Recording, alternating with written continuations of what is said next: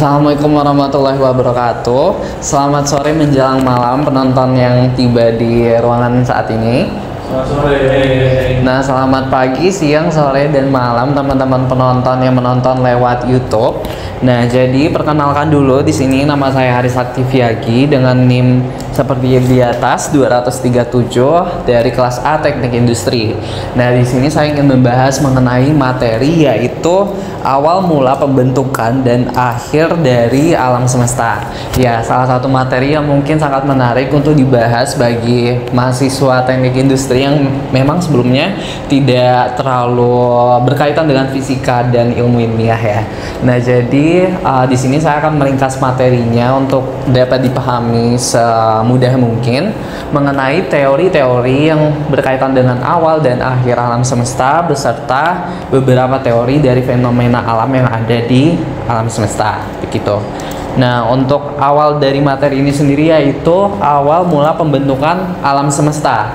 Ya, jadi di sini ada salah satu teori yang memang sudah sangat terkenal yaitu teori Big Bang, yang mana sebenarnya awal mula alam semesta itu sudah banyak teori yang dikembangkan dan dicetuskan oleh para ilmuwan di tahun terdahulu. Namun hingga saat ini teori Big Bang itu merupakan salah satu teori yang terbukti secara fakta ilmiah kebenarannya. Nah, teori Big Bang ini dikembangkan dan dicetuskan pertama kali oleh Alexandra Friedman pada tahun 1922 dan dikembangkan lagi oleh Georges Lemaitre. Nah, jadi intinya teori Big Bang ini mencetuskan bahwa suatu alam semesta itu berasal dari suatu titik singularitas point yang memiliki suhu dan massa yang tidak terbatas. Nah, dari titik tersebut terjadilah ledakan dengan kecepatan yang tidak terbayangkan, yang mana hal tersebut menyebabkan adanya alam semesta. Nah, dapat diukur bahwa alam semesta itu bernilai atau berumur 13,8 miliar tahun hingga saat ini, karena berdasarkan teori Big Bang tadi, alam semesta itu dikatakan masih mengembang atau berekspansi begitu. Nah, teori Big Bang ini sendiri dapat ilustrasikan seperti di foto tersebut, di mana awal mulanya itu terdiri dari satu titik saja, yaitu titik singularitas point yang kemudian meledak dan berkembang menjadi alam semesta yang kita rasakan saat ini. Dapat dilihat juga bahwa kurvanya itu ya sangat mengembang atau selalu berkembang, yang artinya alam semesta itu akan semakin besar mengikuti waktu yang ada. Nah, Big Bang ini juga menyatakan bahwa bintang-bintang yang ada di dalamnya itu akan bergerak menjauhi satu sama lain karena adanya ekspansi dari alam semesta tersebut.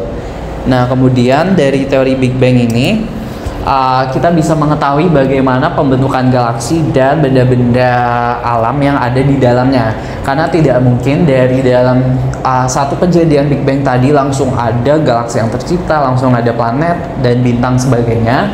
Namun ada yang namanya fase infusi atau fase di mana Big Bang tersebut hanya meledak dan tidak membentuk planet-planet dan bintang sebagainya. Nah, setelah 300 juta tahun setelahnya barulah ada pembentukan neutron dan elektron proton, yang mana hal ini merupakan unsur-unsur dasar pembentuk planet dan beberapa bintang penyusun dari galaksi. Nah, atom ini juga dapat bertemu dengan listrik bermuatan negatif yang dapat menyebabkan sinar cahaya. Jadi dari Big Bang tersebut sebelumnya itu tidak ada cahaya, namun 300 juta tahun setelah Big Bang itu barulah ada cahaya yang terang. Nah, Big Bang itu juga tidak langsung menghasilkan cahaya, tapi dia menghasilkan yang namanya dark matter atau dark energy begitu. Kemudian ada lagi teori mengenai ekspansi alam semesta yang merupakan lanjutan dari teori Big Bang tadi, di mana seperti sejarah kelahiran alam semesta tadi terbagi menjadi 4 fase, yaitu Big Bang, kemudian era inflasi kosmik tadi yang era yang memiliki suhu yang sangat panas yang dikatakan sebagai era pengembangan. Kemudian ada juga interaksi antara pemisahan yang kuat dan yang lemah, itu ialah pembentukan atom-atom, neutron, proton, dan pembentuk planet, kemudian adalah pembentukan bintang dan galaksi yang kita rasakan pada tahun ini. Nah, pada tahun 1922, fisikawan Rusia yaitu Alexander Freeman ini juga meramalkan bahwa semesta yang berekspansi itu sekitar 5% hingga 10% dalam 1 miliar tahun sekali, yang artinya alam semesta saat ini itu akan terus berkembang dan memiliki luas yang semakin luas seiring waktu gitu. Kemudian ada juga teori yang bernama The Great Attractor, di mana The Great Attractor ini merupakan salah satu titik gravitasi yang kuat di antara klaster-klaster galaksi yang membuat galaksi-galaksi di sekitarnya itu bergerak ke arah The Great Attractor. Misalnya saja di gambar ini, galaksi Bima Sakti atau Milky Way itu bergerak ke The Great Attractor, di mana si Milky Way ini bergerak mengikuti Hydra Cluster. Nah, namun karena adanya teori seperti ekspansi alam semesta tadi, jadi yang bersifat bertolak belakang dengan The Great Attractor, di mana The Great Attractor itu mendekatkan galaksi, sedangkan ekspansi alam semesta itu menjauhkan galaksi. Sehingga The Great Attractor ini diprediksi tidak akan menjadi pemusnah atau kiamat bagi galaksi kita, karena apabila The Great Attractor itu terjadi, semua galaksi akan berkumpul di satu titik dan akan terjadi benturan. Nah, karena adanya ekspansi yang membuat galaksi bergerak menjauhi satu sama lain, jadi membuat The Great Attractor ini tidak berpengaruh dan tidak akan menghasilkan kiamat istilahnya bagi kita. Kemudian ada yang namanya fenomena alam black hole. Nah, jadi black hole ini merupakan salah satu benda alam yang memiliki bagian gravitasi paling kuat, sehingga cahaya saja yang memiliki kecepatan sekitar 300.000 km per detik itu tidak dapat escape atau lari dari gravitasi yang dimiliki black hole.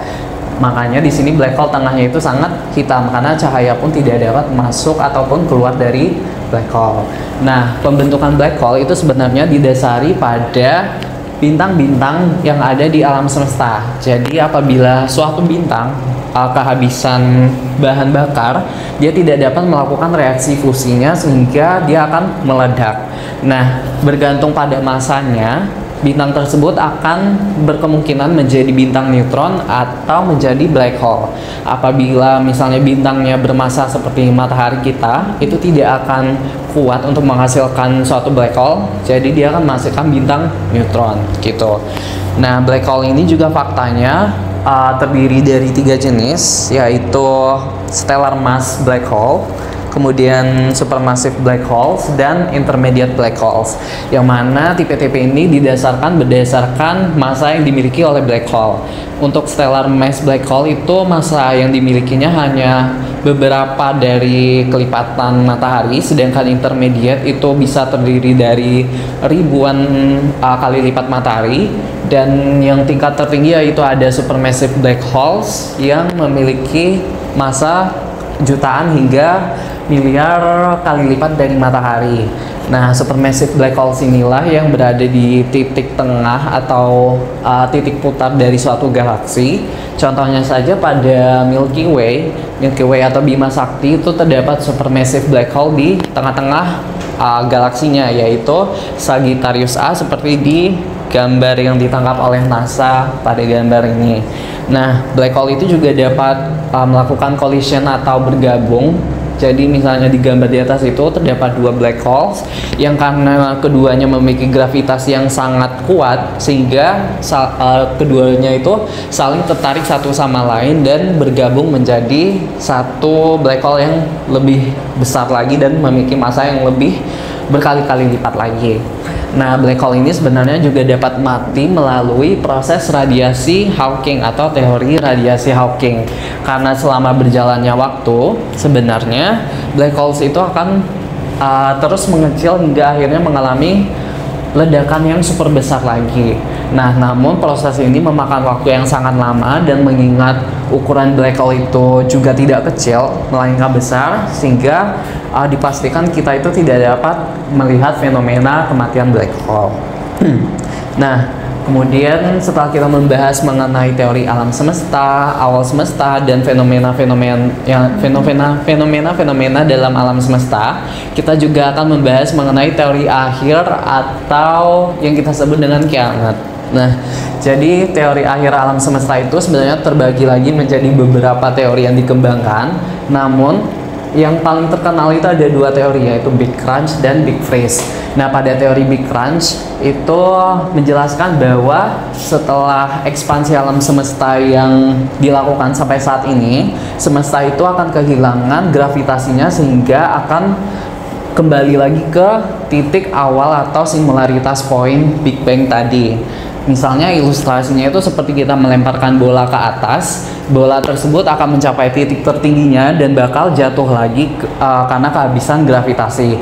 Begitu pula universe atau alam semesta, di mana kita saat ini terdiri dari fase ekspansi, di mana saat ini terus berekspansi karena adanya gravitasi tolakan dari singularitas point tadi, namun akan kehabisan gravitasi sehingga gravitasi dari titik awal alam semesta itu malah menarik semua alam semesta yang telah berkembang menjadi satu titik lagi. Oleh karena itu disebut dengan Big Crunch, karena semua alam semesta itu menjadi satu titik lagi, sedangkan isinya itu sudah banyak, ada galaksi, planet, black hole dan sebagainya, dan dijadikan di satu titik, makanya disebut dengan Big Crunch. Kemudian teori yang terakhir atau yang kedua ada Big Freeze, yaitu kelawanan dari Big Crunch, di mana dalam teori Big Freeze ini apabila alam semesta itu tidak kehilangan gravitasinya dalam melakukan ekspansi, jadi ekspansinya itu akan berlangsung terus-menerus sehingga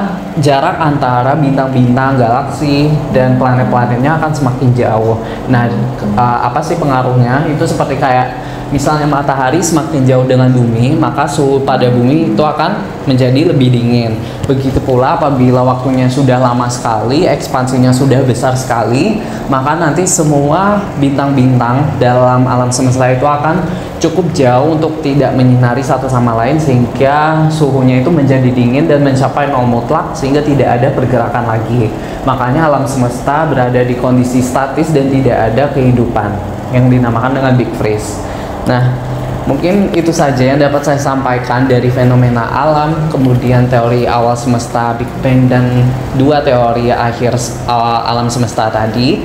Dan perlu diingat bahwa alam semesta ini memang mengandung misteri yang sangat luar biasa, sehingga kita harus mencari referensi lebih banyak lagi, karena harus didukung oleh fakta ilmiah ataupun kita harus melihat ilmuwan. Dan teman-teman dapat melakukan referensi ini berdasarkan podcast ataupun artikel yang diterbitkan NASA dan sebagainya. Mungkin sekian yang dapat saya sampaikan. Selamat sore teman-teman. Saya tutup dengan Assalamualaikum warahmatullahi wabarakatuh.